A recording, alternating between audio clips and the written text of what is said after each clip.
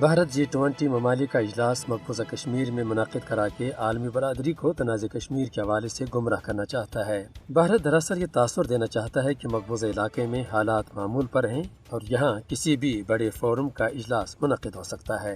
G20 ممالک کو اس اجلاس سے متعلق مودی سرکار کے درپردہ مقاصد کو سمجھنا چاہیے۔ ان ممالک کو یہ نہیں بولنا چاہیے کہ بھارت مقبوضہ کشمیر میں انسانیت کے خلاف سنگین جرائم میں ملوث ہے اور کئی دہائیوں سے اس نے بندوق کے زور پر کشمیریوں کا جائز حق غصب کر رکھا ہے۔ اگر G20 ریاستوں نے اس متنازع خطے میں کسی تقریب کے انعقاد کے حوالے سے بھارت کی دعوت کو قبول کیا تو اس کا یہ صاف مطلب ہوگا کہ انہوں نے مظلوم کے بجائے ظالم کا ساتھ دیا ہے۔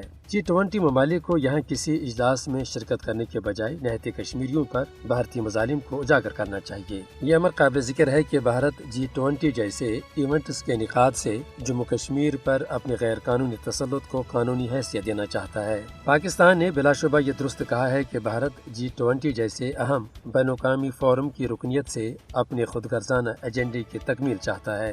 G20 ممالک کو چاہیے کہ وہ اپنے فورم کو مودی سرکار کے غلط بیانیے اور مکر و عزائم کی تکمیل کے لیے استعمال نہ ہونے دے۔ اس حقیقت سے کوئی انکار نہیں کر سکتا کہ مقبوضہ جموں کشمیر بین الاقوامی سطح پر ایک تسلیم شدہ تنازع ہے جو کہ 7 دہائیوں سے بھی زیادہ عرصے سے سلامتی کونسل کے ایجنڈے پر موجود ہے۔ لہٰذا G20 ممالک کو ایسے متنازع خطے میں کسی اجلاس کے اندر شرکت کرنے سے گریز کرنا چاہیے تاکہ اس کی ساکھ متاثر نہ ہو۔ مودی سرکار پر بھی یہ حقیقت واضح ہونی چاہیے کہ اس طرح کے حربوں سے وہ جموں کشمیر سے متعلق اصل حقائق کو دنیا سے چھپا نہیں سکتی۔ اقوام عالم مقبوضہ علاقے میں اس کے کالے کرتوتوں اور یہاں اس کے قابض فوج کے جنگی جرائم سے بخوبی واقف ہے۔